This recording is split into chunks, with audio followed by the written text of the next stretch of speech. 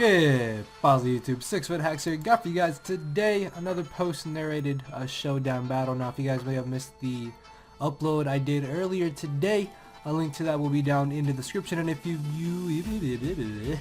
if you may have missed my upload from yesterday, which was week 4 of the UCL, a link to that will also be down in the description. You guys can go check that out after this video. And this is team that I'm not going to do a live with just because I don't really like it, but this game actually did turn out to be pretty good. If you guys do enjoy it, then make sure to hit the like button down below and let me know what you guys think about UU right now and how it is with Immense gone, and what new threats you may think will rise in its absence. So yeah, my opponent I think at the time was like number 45 on the ladder, which nowadays is pretty good, I think. So he definitely knows what he is doing, and I think that comes into play a turn or 3 in this match. So looking at team matchup, we almost kind of have a similar team.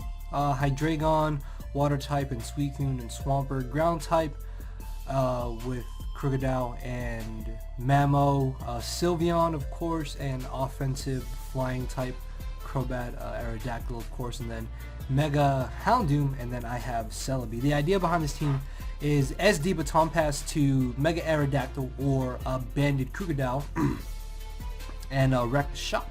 And then we have regular defensive team player Spadef Bulky Sylveon, which actually a match or two before this game was physically defensive, and that comes into play later in this match. And then Life Orb Hydreigon, because this thing is terrifying. So going into the match, my opponent has a Mamoswine. That is easily the biggest threat I have to watch out for. Houndoom, depending on what kind of set it is, could prove to be a problem. If that is Choice Banded Crobat, then that could actually be a bit of an issue, so I have to watch out for that. Calm Mind Suicune, if I lose Celebi, I think just 6-0s me, so I really have to make sure to keep Celebi around to take on Suicune, because I am Sword Dance with Seed Bomb, Baton Pass, and Recover. So yeah, going into this match, obviously had to watch out for Mamoswine, had to make sure Celebi was alive to take on the Suicune. And the biggest threat on my side to him, I think, is my Krookodile, just because he really has no switch-ins to Choice Banded Krookodile. I guess he could switch into Hydreigon, but I can catch that with the superpower. Sylveon, if he doesn't have Cross Poison on his Crobat, I think Sylveon could prove to be a huge issue for him to deal with. And then if I am able to Baton Pass a +2 to Mega Aerodactyl late game, I think I will be able to just sweep through his team. So yeah, with that being said, guys, let's go ahead and get into this. So he's going to be leading off with the Mamoswine, as I'm going to be leading off with my Swampert. Now, instead of going for Rocks turn 1, what I decided to do is actually go straight for the Scald. The main reason why I do this is because this way I'm able to get off some good damage on the Mamoswine turn 1. Next turn, I'm guaranteed to live any move that he wants to go for, and then I can get out my own Stealth Rocks. So I can pressure him to potentially want to defog, seeing as I don't have defog on this team. Yes, I do have Mega Aerodactyl, although it does not have defog. So I can force him to potentially defog with his Crobat, which means I can force him to get rid of his own Stealth Rocks. And after this Skull damage, I put him in range to where Krookodile can come in and Pursuit Trap Mamoswine. So one humongously giant threat is going to be gone, not even 5 turns into this match, hopefully. So I do get up my Rocks turn 2 as he decides to go for the Endeavor. That did cross my mind. The reason why I didn't want to go for the Scald is because he could easily revenge kill me with Crobat if he's offensive, Sylveon if he specs, Houndoom's Dark Pulse knocks me out, Hydreigon knocks me out as well. Yeah, there was really no reason for me to not just go for Rocks there that turn. As he's able to knock me out with the Earthquake, I can bring in Krookodile, and I'm going to be able to Pursuit Trap Mamoswine turn 4, getting rid of one humongously giant threat. As he brings in another potential threat, it is okay though, seeing as I do have Hydreigon to be a 100% counter to this, unless he does have Hidden Power, Fighting, Dragon, or Ice, as Fire Blast does do a nice chunk of damage Here he actually ends up going for the nasty plot. Now the reason why I think he did that is because he probably thought that I was scarfed and that I could potentially U-turn out into my Sylveon, or that I would switch out predicting him to bring in his Sylveon, predicting me to go for a Draco Meteor, and that way he will be at +2 on my Sylveon and then could potentially beat it 1v1, because if this Houndoom was +2 on my Sylveon, then I think Fire Blast is a 2-hit KO, and I don't think Hyper Voice knocks him out at this range of HP. I do need him to take another Stealth Rock switch in order for Hyper Voice to knock him out. So I decided to just go for the Roost here, thinking that he would switch out. This way I can keep Hydreigon later in this match as a constant switch in to that Houndoom. And here I'm going to be aggressive and I'm going to go for the Draco as he does make the safe switch into the Sylveon. And if you didn't notice, he does not have leftovers, which means he most likely is either Pixie Plate or he could be Choice Specs. And I'm banking on him being Specs, so obviously my best and only switch-in is my Sylveon. Now, as I mentioned, about 2 or 3 games before this was just physically defensive Sylveon, and then I made it specially defensive. And as you see there, Hyper Voice only does 44%, so if I was physically defensive, then this Sylveon probably would have been able to just tear through my team. But luckily, Spadef Sylveon coming through, now I can easily just go for the Wish, or if I wanted to, I could Protect first, get an extra turn of leftovers, and then go for the Wish. But instead, I just go straight for the Wish, knowing that I can take another one, and hopefully he wouldn't crit me. As he ends up bringing in the Crobat, I am going to go for the Protect on the off chance that he A, wants to defog, or B, go for the Cross Poison, as he goes straight for the Brave Bird. Now, the fact that he has Black Sludge most likely means that he doesn't have Cross Poison, but I don't want to risk it, and Aerodactyl honestly is a safe switch into Crobat. However, though, he does get a crit, which kind of sucks, but I put him in a scenario where I can honestly just click Stone Edge. I can get off a good chunk of damage on the incoming Suicune if he wants to bring it in. Not to mention that I can also crit it. So he has to play around with that. Hydreigon's not going to safely switch in. Houndoom's going to get KO'd. Sylveon should get 2-hit KO'd. And I will be able to KO Crobat with the Stone Edge if he decides to stay in.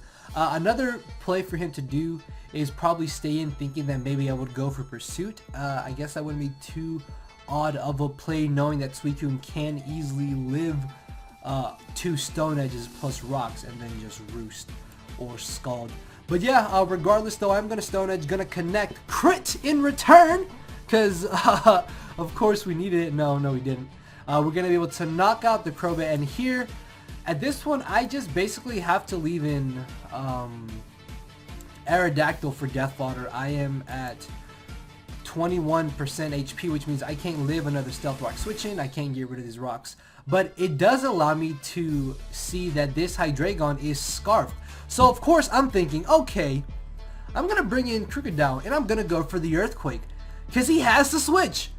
He's locked into Dark Pulse. I know that he's Scarfed. He has to switch. He stays in and Dark Pulses as I go for the Earthquake. Now, I don't know if that was an insane prediction on his part, knowing that I would Earthquake, expecting him to switch, or maybe he thought that I would go for the knockoff, expecting him to switch. This way, once I knocked off his Scarf, he could freely switch up moves and then U-turn into Sylveon on my Choice Band and knockoff. So I guess if you put it that way, then I guess it wasn't too bad of a play for him to stay in Dark Pulse. But yeah, at the time I found it really odd, but it was actually, once you really think about it, it's a really good play on his part, because now he is expecting me to switch out, knowing that he could potentially stay in Dark Pulse again. But I am going to switch into my Sylveon as he brings in his own Sylveon, and as we saw earlier, a Hyper Voice is not able to 2-hit KO this Sylveon. So I'm really not concerned if he does pack the Psyshock, which some Sylveon do tend to have if they are specs, because as you see there, it only does 48%. So after leftovers, if he does not crit me, then I will be able to take the hit, Hyper Voice, and then brought back up to about over to almost 60% HP. So I'm assuming that he predicts me to go for the protect here as he decides to switch into his Houndoom. I'm not too sure why he made this play. I felt this was really unnecessary because as you see here, after that second Stealth Rock switch in, a Hyper Voice will 100% be able to knock out the Mega Houndoom, and I'm brought back up to full HP. And right now, Sylveon is easily the biggest threat to his team that he needs to find some sort of way to break. So he's going to bring in the Suicune. Now, obviously, he most likely is Calm Mind, seeing as Crocoon is the most popular type of Suicune around. I am going to go ahead and just hard switch directly into my Celebi, predicting him to want to go for the Calm Mind. And what I'm going to do here, I think, is actually go for the Seed Bomb or go for the Swords Dance. As I do Swords Dance, and he hard switches directly into Hydreigon. Now, I'm going to point this out right now. Every time that he switches in Hydreigon, he's taking 12% from Stealth Rocks. Keep that in mind for this match, because that is actually very, very, very crucial. So he's going to bring in the Hydreigon. Obviously, we know he's Scarfed. Even if I was Jolly Max Speed, he would still be able to outspeed me. So I'm going to go ahead and switch directly into my Sylveon, expecting him to just want to go straight for the Dark Pulse, not wanting to play around with Celebi. As he does Dark Pulse, I can just go ahead and Hyper Voice here. I can go for the Wish, or I can even pull a double switch if I wanted to. But honestly, the safest play for me to do is actually just going for the Wish. Yes, if I had made the double into Celebi, that would have been an awesome play. But it really wasn't worth me risking him potentially staying in and going for the Dark Pulse. As I get the Wish on my Celebi, I'm going to be able to Swords Dance here, because even if he wants to bring in Hydreigon like he did before, he's going to take another 12% from Stealth Rocks, which means I can safely switch into my Sylveon without any fear of him 2-hit KOing me with any move that he wants to go for, and I forced him out. Then when I bring back in Celebi, I can force back in Hydreigon and force it to take Stealth Rock's damage again. So if it really came down to it, the best way for me to beat this Hydreigon is just forcing it in and out and it taking 12% every time from Stealth Rocks. So that was basically my thought process behind going for Swords Dance right away, that even if he brings in a Hydreigon, why does it matter? And here I'm going to be aggressive, and I am going to go for the C-Bomb, getting off a solid 34% on the Hydreigon, able to 2-hit KO it. Yes, I could live a Dark Pulse, but I don't want to get crit or flinched. So again, I'm going to switch directly into my Sylveon, as there he crits me with the U-turn. So if I had stayed in with Celebi, I probably would have lost this game. So it's a good thing that I switched directly into Sylveon. As he brings in the Suicune, I literally have no reason to not just switch into my Celebi. But on the off chance that he did predict that and maybe want to try and bring in Sylveon, instead of risking bringing in Hydreigon, I'm actually just going to go for the Hyper Voice. And here I'm going to switch directly into my Celebi, and he does burn me, which I mean is fine. If I really wanted to, I could C-Bomb here or Swords Dance, but what I'm going to actually do is Baton Pass, predicting him to bring in Hydreigon, and now he's down to 18% health.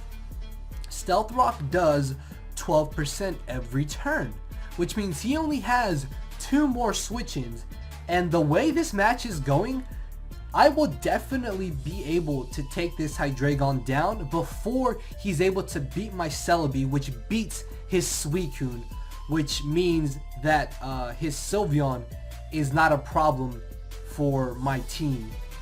What am I trying to say? Which means the rest of my team can deal with Sylveon if it comes down to it. Also, if he's not running like Timid Choice Spec Sylveon, this Celebi does have enough speed to outspeed max speed Modest Sylveon, if I'm not mistaken, or enough speed to outspeed Standard Sped EV'd Sylveon. What I'm trying to say is I should be able to outspeed Sylveon 9 times out of 10 with this speed EVs on my Celebi. So yeah, he is going to U-turn out into his Suicune, if I'm not mistaken, which at this point Suicune is probably his best bet to try and win this game. Unfortunately, so long as I have Celebi, he's not going to be able to do that. And again, see here, he could have predicted this and doubled into Hydreigon, but doesn't matter. No, it doesn't matter. I have Sylveon.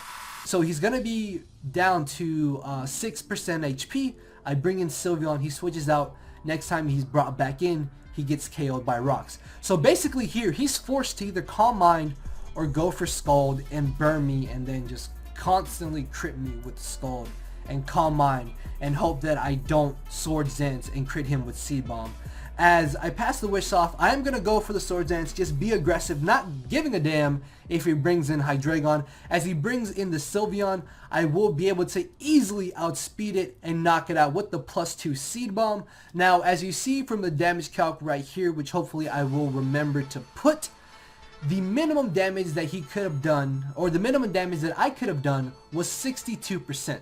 So we found out that he was Choice Specs, which means he is most likely not running much defense investment outside of just HP.